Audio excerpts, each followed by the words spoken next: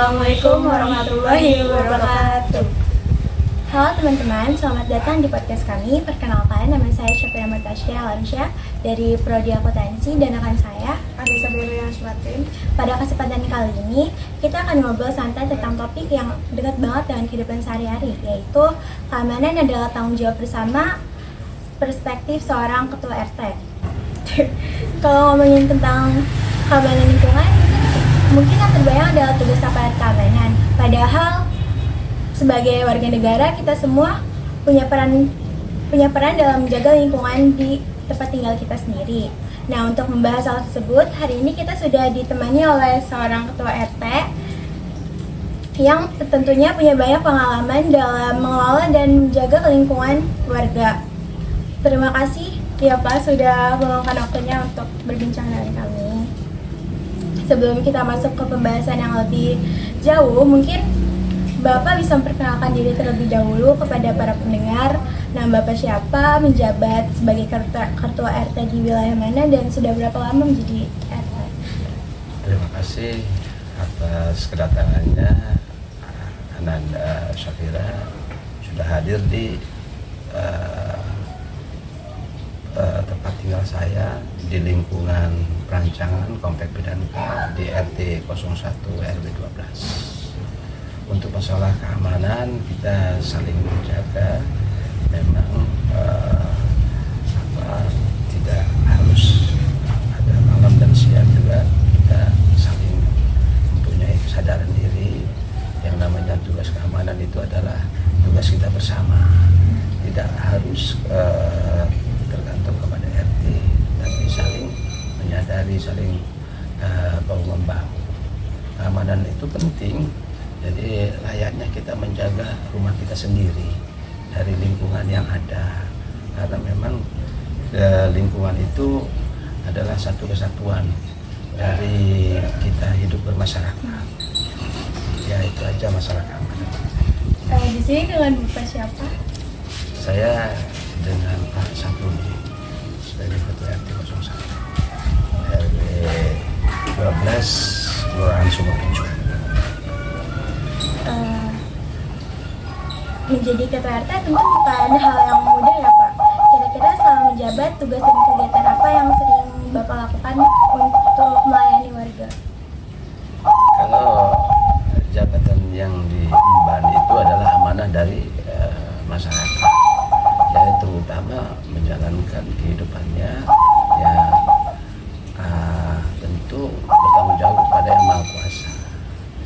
Memang pemilihan RT itu adalah satu paguyuban ataupun kerukunan yang menjaga kelestarian lingkungannya. Jadi RT itu kalau memandang masyarakat itu mempunyai ciri gambaran yang tidak pasti. Kalau masyarakat itu soal kecil bisa dibesarkan, akibatnya merugikan orang lain. Jadi kita tidak harus melihat dari hitam dan putihnya saja warna, tapi di situ ada jalan tengah, mencari solusi, mencari ini yang jelas mengarah kepada kerukunan warga. Adapun masyarakat itu kan majemuk ya, sifatnya seperti apa ya, ada yang mau begini, ada yang mau begitu, kita bisa clearkan. Yang jelas kerukunan tetap dijaga, ya kan, perbedaan terus dikembangkan, tapi kerukunan tetap dijaga. Ya. Baik, menurut Bapak seberapa penting sih peran RT dalam keamanan, kenyamanan, dan kerukunan di lingkungan? RT itu memang di sini penting sekali menjaga kerukunan warga, terutama tidak harus tergantung kepada RT, tapi kesadaran diri setiap warga. Ya. Kalau RT yang harus tekankan untuk ini kerukunan, semua mungkin ya kan harus berperanan jadi RT. RT itu sendiri adalah satu ini ya, nama yang memang disebut tugasnya sebagai ketua, tapi kan kerukunannya tetap terjaga masing-masing. Yang penting punya kesadaran diri lah. Jadi ya, kita tidak bisa memberikan kesadaran ke keluarganya, cukup mempunyai sangat tinggi dalam kerukunan beragama. Itu saja mungkin ya ininya ya dalam kehidupannya saling bahu membahu, saling membantu. Intinya kesadarannya yang tinggi lah. Alhamdulillah di komplek Lanjangan ini sangat kesadaran, sangat saling menghormati, saling menghargai gitu. Ya, tidak mesti ketergantungan dengan RT, tapi masyarakat itu sendirinya yang punya kesadaran. Jadi lingkungan saling dijaga, tidak harus diinikan dengan RT. Kita sama-sama menjaga, walaupun itu ada seskamling, tapi keamanannya saling gitu kan, saling semuanya juga menjaga keamanan itu. Ya. Bertanya Pak, menurut Bapak sejauh mana peran warga dalam membantu menjaga keamanan dan ketertiban lingkungan? Sangat antusias sih kalau ini. Kita memang ada satu paguyuban yang memang itu dicadangkan untuk menjaga keamanan dan ketertiban. Contohnya keamanan itu bukan mengacu pada sistem keamanan dan lingkungan, tapi lingkungan itu adalah saling menjaga kepada warganya, saling menghormati, saling menjaga perasaan. Itu sebenarnya keamanan. Karena keamanan itu tidak harus ada datangnya orang asing ataupun datangnya orang luar terus kita tanya-tanya. Bukan itu sebenarnya keamanan itu. Yang jelas keamanan itu adalah rukun kepada warganya, kepada tetangganya. Adapun orang yang datang itu kita bisa pikirkan sebagai tamu, ya kan? Adapun tamu itu kadang-kadang terbagi dua, ada tamu yang baik dan ada tamu yang tidak baik, ya kan, gitu kan. Tapi mudah-mudahan kalau tamu yang tidak baik pun jadi baik. Gitu. Yang penting kita bagaimana cara menerimanya, melayaninya, menyikapinya, gitu. Saja yang penting harus toleransi lah, kesadaran. Terus Pak, dalam menjaga keamanan lingkungan, bagaimana cara kerjasama antara warga, satpam dan aparat keamanan? Cukup baik karena memang kita ada sedikit untuk ini yang sampah misalnya, ada untuk pos ronda keamanannya itu. Dari itu bersumbernya kepada partisipasi warga.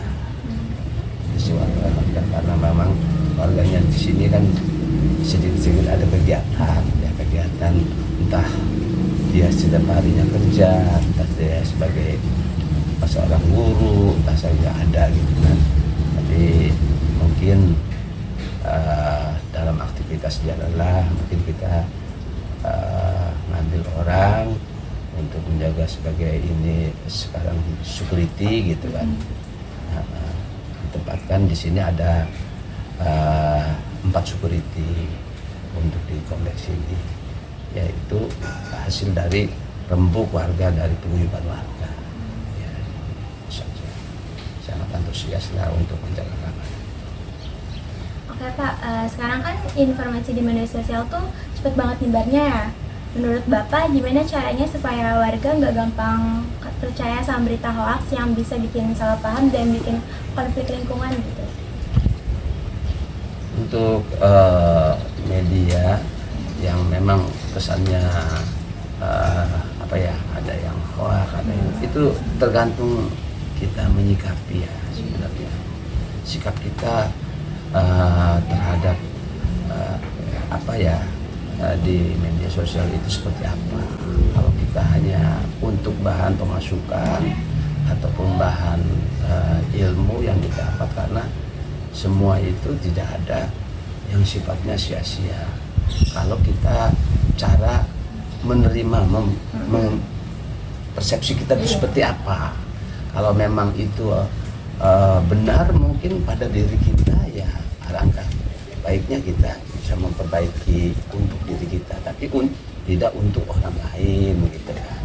Jadi pembenahan itu adalah kalau misalnya ada isu yang kurang baik, apa yang kurang baik, kalau kurang baiknya jangan sampai saya seperti itu gitu kan. Kalau baiknya mungkin ini baik, kita ambillah hikmahnya, dan begitu juga yang tidak baik kita ambil hikmahnya seperti apa. Jadi semua itu sikap kita kepada berita ataupun apa ya, informasi yang tidak akurat apa tidak harus kita sebarbalikkan lagi gitu kan. Ya untuk itulah bagaimana cara menyikapinya, hal itu yang positif aja, yang baik-baik saja. Terus Pak, bagaimana cara membangun RT kerukunan di tengah keberagaman suku, agama, dan latar belakang masyarakat ya Pak? Kalau di RT saya itu yang diutamakan adalah ibu-ibu. Kita ada seminggu sekali ibu-ibu kumpul. Ibu-ibu kumpul itu mungkin ada kegiatan arisan, kegiatan sesuatu yang memang sifatnya masyarakat ya, yang kalau misalnya ada orang yang kurang sehat gitu kan, ibu-ibu itu kumpul nengok bareng-bareng. Jadi dibangunnya RT RW itu karena memang ini ya, kerununannya terjaga, paguyubannya dikembangkan gitu kan. Yang jelas semua itu saling menghormati, saling menyadari, kesadaran diri lah yang diutamakan gitu kan. Jadi sangat tidak ini ya, bukan berarti kita mulus dalam hal itu, karena memang ada warga itu yang ininya seperti apa ya, kita pengen ke sini, dia pengen ke sana gitu kan. Itu bisa alhamdulillah bisa ini diatasi, bisa dikompromikan maksudnya ya, dengan baik. Itu saja. Kayak di lingkungan kita kan warganya punya latar belakang yang berbeda-beda ya Pak. Nah biasanya Bapak gimana sih menjaga supaya warga tetap rukun dan saling menghargai satu sama lain gitu?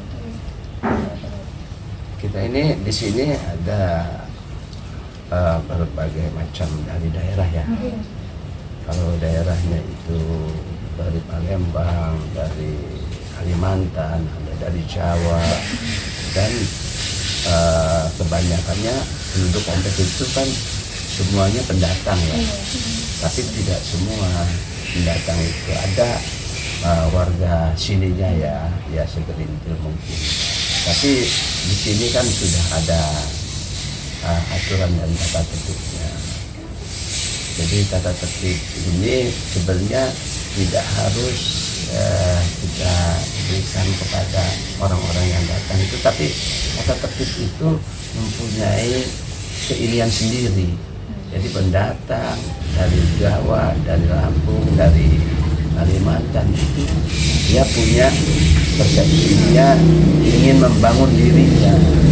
Jadi yang jelas, jadi kerukunan itu saling terjaga, karena sebelum dia datang itu kan kita kumpul, saling menyapa, saling memperkenalkan diri gitu. Jadi kerukunan itu insya Allah tetap terjaga, dan jelas kita semakin mungkin ya berpengalaman, semakin ini juga kita mempunyai pengetahuan yang baik. Jadi kerukunan itu mudah-mudahan sampai nanti pun tetap lestari. Oke, terakhir nih Pak, Kira-kira pesan apa yang ingin Bapak sampaikan kepada masyarakat, khususnya generasi muda nih, supaya lebih peduli terhadap lingkungan dan bisa menjadi warga negara yang baik? Untuk Ananda Safira dan Ananda Anissa, saya katakan tetap semangat ya, antara anak muda ini inovasinya terus berkembang. Apapun yang memang sifatnya itu positif ya lanjutkan. Tapi kita itu hidup ada dua pilihan ya, mau yang baik apa mana yang buruk, itu semua ada di depan mata kita. Untuk Ananda Anissa dan Ananda Safira, karena memang ya posisinya kalian itu adalah nanti kelak jadi seorang pemimpin ya kan. Disinilah waktunya untuk menggali. Jadi saya sangat berapresiasi kepada Ananda Safira dan Ananda Anissa. Lanjutkan, mudah-mudahan sukses ke depannya, sehat selalu gitu kan ya. Karena anak-anak muda lah yang bisa mengguncang dunia ya, yang bisa apa-apanya bisa, inovasinya bisa berkembang ya. Dan lanjutkan, mudah-mudahan sukses selalu. Amin. Oke, baik Pak, terima kasih atas waktunya dan cerita yang sudah Bapak bagikan hari ini. Semoga obrolan kita bisa menambah wawasan dan membuat kita semua lebih peduli terhadap keamanan dan kerukunan di lingkungan sekitar. Terima kasih juga buat teman-teman yang sudah mendengarkan podcast kami. Saya Syafira dan rekan saya Anissa Berliana Silatin pamit undur diri. Sampai jumpa di podcast berikutnya. Terima kasih banyak Pak. Ya. Oh, makasih banyak Ya. ya Pak. Ya. Repotin nih.